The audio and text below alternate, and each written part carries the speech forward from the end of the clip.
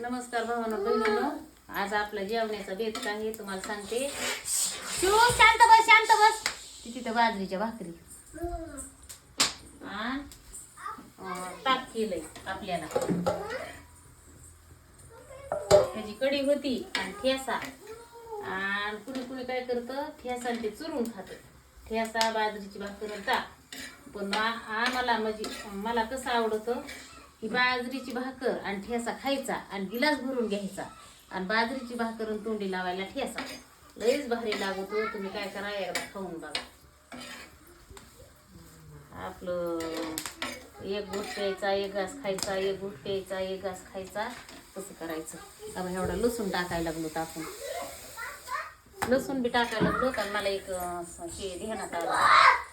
तेव्हा एक व्हिडिओ काढला होता मी शाबूचा.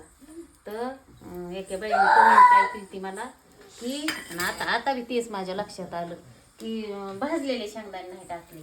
पण भाजलेले शेंगदाणे मी शेंगदाणेच आधी भाजून होते. किलो 2 किलो 4 किलो 5 किलो आणायचे. पटांगणाला न्यायचे. त्याच्यात लाल कलरचे एवढे खडे असते. ते खडे बघायचे. 2 दिवस वाळून द्यायचे. कुमट बिमट सगळे येसून काढायचे आणि मग शेंगदाणे भाजायचे आणि मग भरून खायचे. तवाच्या त्या बाईला सांगायचं मी शेंगदाणे कच्चे कशी टाकीन. मी शेंगदाणे भाजून भरणीत वाळवून शेंगदाणे भरणीत भाजून सुद्धा असते. आणि पुन्हा मग मी मिक्सरमधून सुद्धा काढत नाही. मिक्सरमधून जर काढली ना पांढऱ्या कलरची भाजी होती आणि त्याला चव लागत नाही काही नाही. त्याच्यामुळं मी खलबत्त्याचं ह्याच्यात कुठे ते तसलं जुन्या पद्धतीचं माझ्यापाशी ना एवढं मोठं उकळ सुद्धा आहे. पण आता त्याला ठेवायला जागा नाही ते बाहेर आहे. मी मिक्सरमधून शेंगदाणे कधीच कुठत नाही. त्याला भाजीला शेंगदाणे काढत नाही. मी काय करते तुम्हाला सांगते.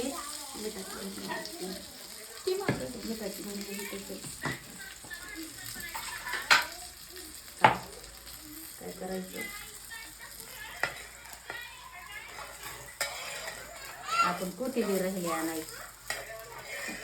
आपल्या रानात गावरान कोथिंबीर आलेली. कोथिंबीरीने जरा काळा पडतो लवकर.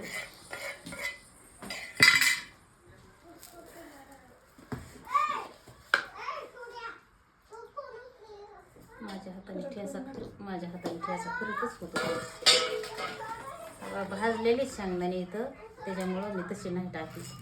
मला एका बाईने कमेंट केली की शेंगदाणे बिना भाजलेलीच टाकलीस.